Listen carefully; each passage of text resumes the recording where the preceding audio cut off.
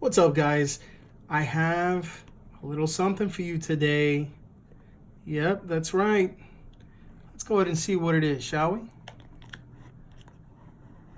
You ready? And here it is.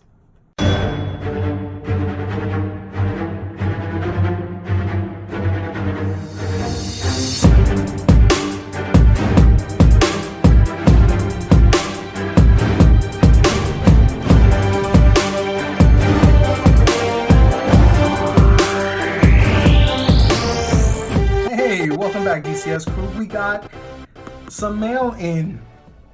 That's right, ladies and gentlemen. I have a piece of mail here that I have been waiting for quite some time. I've been feeling a little bougie lately now that I have my tax money, and I figured I'd just go ahead and pick up a little something for myself. Just a little something to say, hey, Carlos, you know what? Uncle Sam, he owed you this. And ladies and gentlemen, I got a feeling that you are gonna like this too. So, this is from a company that has been in the news lately, unfortunately in a bad light, as they've destroyed some seized guns and people are hating them in this 2A community. Yep, that's right, ladies and gentlemen. It is a Benchmade. And this isn't just any Benchmade. This is the Benchmade Nakamura. Now, this isn't just any Benchmade Nakamura. This is the Nakamura 484-1. That's the bougie Nakamura, ladies and gentlemen. So let's go ahead and check this out, huh? All right, here we go. Now, first and foremost, this does come with a standard clip, and I went ahead and I switched that out for the black nitrided deep carry clip that Benchmade provides. That's a really good clip that they have. It's not the painted black clip that'll go ahead and chip on you with just a few days worth of use. This is the black nitrided clip that is really going to put some I guess some character to the blade. With the knife itself, it has this kind of like a powdery look to it, and the finish actually lasts a really long time. So yeah, here we go. This is the 484-1. Okay, now typically the 484 model, okay, not the -1 but the standard model is, if I remember correctly, it is black G10. It's the same dimensions, the same blade length, okay, the same handle length and the same weight, but there are a few little differences. The pivot, the blue here by the pivot would actually be like steel. The steel here would not be black like on this particular model. Oh yeah, and by the way, this has a custom backspacer that was done by a friend of mine, Corey Frost. Big shout out to Corey on that one. This knife looks really cool with that backspacer on there. And if you can see, the standoffs for this particular knife go with the pivot screw there in blue. You have some more down here, one down here, and then I believe another one at the bottom. I'm not too sure. I just have to go ahead and double check that. But in any case, yeah, the standoffs are blue on this particular model. They are not for the G10 version. And they come with a standard, I guess kind of a shallow clip that Benchmade provides, but you can go ahead and reach out to them, and if you've got the patience to wait about a few weeks, they'll go ahead and send one of these out to you. And I love it. I think the black one looks really nice on it. It really really rounds out the look for this particular model. You have blackened thumb studs. You have some nice jimping out over here, and it's nice and raised so that you can get a really good purchase on it. And then the handle here has some finger grooves that really, it fits the hand pretty good. I have a medium to large hand, so not only does it fit the grooves, but then they have some sub grooves that are right here that are milled into the carbon fiber that the hand kind of rests in, and it gets a nice purchase. Okay, now typically the 484 model Benchmade Nakamura comes with M390 steel, and that's nothing to scoff at. I mean, it's a really good quality steel, but this one in particular is special because it contains, let me see if I can show it right there. There we go, S90V steel, and there is the maker's mark for Nakamura.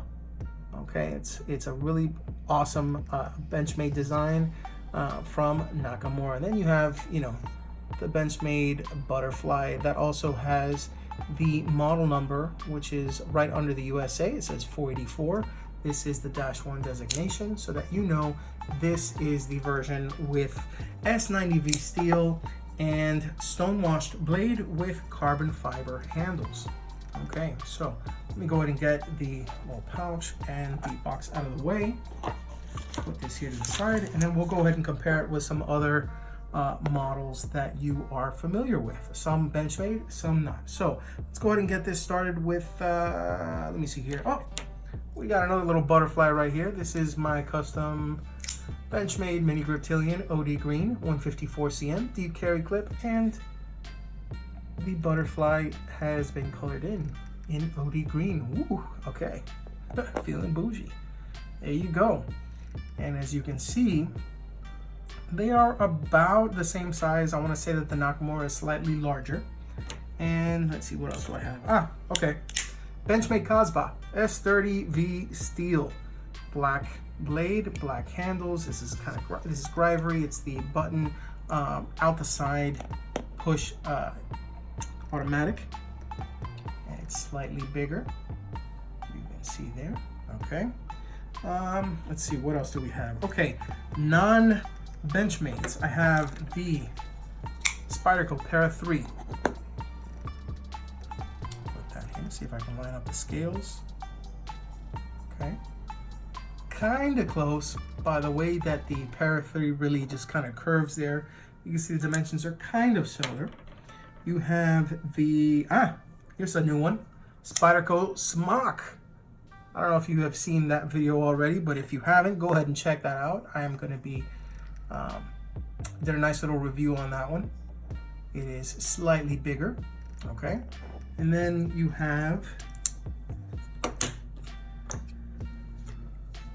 the Spyderco Dragonfly 2, a small but mighty little knife in VG10 steel with a wire deep carry clip. My friends, this is one of my favorite little Spydercos.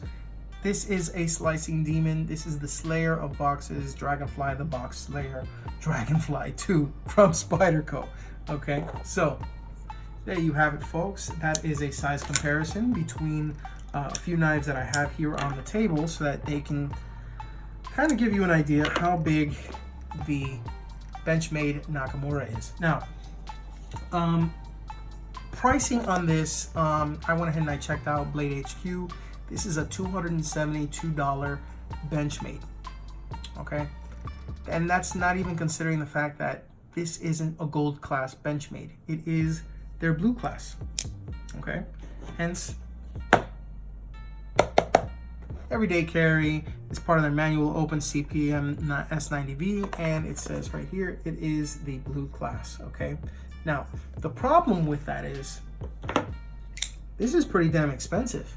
You know, it's $195 for the standard version in black G10 with M390. Now, granted, M390 steel is really good quality, okay? But then you're gonna go ahead and give yourself the bougie upgrade on this, and you're gonna get yourself the carbon fiber handles, okay? You have, they don't look like the hand, no, inside the, let me see if I have my, where's my, dang it, where's my old light? Okay, here we go. I'm trying to look inside here, and I do not see, and you can't really see too much. There we go. Okay. There's no skeletonized liners in here. So the liners are full steel. Okay, it's just colored black, which is why I really couldn't see much. But they are full steel. They are not skeletonized, so there's no holes in there to kind of reduce the weight. Okay, and the problem with that is whether you get this one or you get the standard one, they both weigh the same. Okay, they're a little over 3.5 ounces. It's 3.52 by the site that I actually got the figures off of. Okay, you have a total of a 7-inch knife, total length. Okay, you have a knife length, the blade length of 3.08 inches. Okay, it is a blade thickness of 0.11 inches, which is just a little bit thinner than that of the Spyderco Smock. Okay, but it actually gives you more blade length. This is, I think, 2.875. This is giving you 3.08, which sucks for those people that have to carry a knife that's under 3 inches, because that 0.08, man, let me tell you, they'll put you in the clink for that. They'll give you, they'll throw the book at you for that, man. So yeah, I feel really bad. I'm not in an area that's subject to that kind of knife law. I mean, you can practically carry swords here in Georgia, and they won't tell you anything, especially if you have a concealed handgun license or a concealed weapons permit like I do. So, but that's another story. Anyways, like I said before, you have a stone-washed blade. Okay, the handle length itself is, typically when you see something that's 3.08 or 3 inches or maybe a little bit over, this will be about 4 inches. This is just under 4 inches. This is 3.95 inches. Okay, and like I said before, it's carbon fiber with black liners, and then this is a black custom backspacer that was made and provided to me by my buddy Corey Frost. Mad props over to Corey Frost. He is over in the Facebook groups that are, basically selling knives around in the knife community. He has some really good prices on knives. You may want to check it out. So just, figured I'd go ahead and give him a nod his way. As with most of the Benchmade knives, this actually has the access lock. So essentially what you do is it has the the access lock has these omega springs that actuate the function to open and close the knife. So you really don't even need to use this, because the tent on this is actually so light that you can actually use this to actuate it forward and back, forward and back, forward, back. This is a fidget friendly knife. Okay, so you open this. Let me see if it'll go ahead and drop shut. With a little bit of a wiggle, it'll go ahead and do it. Okay, but in all honesty, I love this. I love this a lot. Okay, now there are a few things I like. There are a few things that I feel that could use a little bit of work, and a few things that I don't like, especially for this knife. So we'll go over what I do like. I like the overall dimensions, even though the fact that this is not a very big knife. This makes a really good office knife, an office style knife, especially with the fact that it has that carbon fiber handles and everything. This is a really nice looking knife, and this is actually screaming for a black washed or a black blade. Now, it has my favorite style of blade finish, which is the stone wash. I really like that. That's a worker's finish. And when you have S90V steel, this is something that takes a really, really sharp edge, and it may lose the edge itself quickly, but it maintains sharpness so that you can really put in work before you have to sharpen it again, because it dulls out. I believe it's second only to S110V in the CPM series when it comes to that, but it's a little bit easier to sharpen than S110V, which is just, it's a bear. Ask Super Steel Steve about that, and he'll probably just he'll respond with something like balls or something like that. In response, he hates S110V. So let me go ahead and fix this here. All right. Now getting back to the blade, I like the fact that the pivot screws, they are black, and they have this pivot screw collar, if you will, in that royal blue. It's a nice rich royal blue. I think that is really nice. I think that the standoffs are also nice in royal blue. I wish I could have seen how it looked without this backspacer, but the backspacer is pretty awesome. I like the fact that they went into the additional detail of nitriding. I want to assume that this is nitriding the liners inside of the knife itself, and they went ahead and they blackened the thumb studs on both sides of the knife, okay? One other thing that I really like is, regardless of whether you are a lefty or a righty, as long as you carry this tip up, which is the way that it is designed for, the axis lock is something that is ambidextrous, okay? So whether you're a lefty or a righty, you can use this knife, okay? You can open it and you can close it with your left or your right. You can tap it. Well, it has holes tapped already for left or right hand carry. So that's something I really appreciate about this knife. And that's something I really appreciate about the Benchmade brand. Now, things that I feel could use a little bit of work. Okay. Number one, the clip that it comes with is like the standard clip that comes with a billion different freaking Benchmade models, you know, this one included. And I mean, as you can see, I switched this one out too. It's the standard low riding clip that that you see. Unfortunately, that clip sucks. Okay, I think that these clips are fantastic, and while they replace them for free, I mean, you know, just put the freaking deep carry clip on these knives, man. This is what people want. All right, if people want the other ones, have them contact you and then go ahead and ship them out and stuff like that. But these are the ones that the people want. They don't want the you know, those little clips that make it hang like really shallow. I mean, it's gonna be from right here, and then half of this, yeah, you're gonna have like this much of the knife hanging out of your pants. You don't want that. You want to have as little as possible for this kind of a knife. You'll be able to pull it out, and then boom, the action, nice and smooth. You're able to go ahead and use it when you need it, okay? So that's something I didn't like. Now, another thing that I don't like is the thickness of this particular model, okay? When you look at the thickness of the scales, you have the liner, and then, you know, there's this big space in between that's held with the blue standoffs, okay? You're looking at more than half an inch. This is 0.57, okay? That's pretty thick. Now, if you look in contrast to this guy right here, it is thicker than the Kaiser Domen. It is actually a little bit thicker than the Para 3, just by a little bit.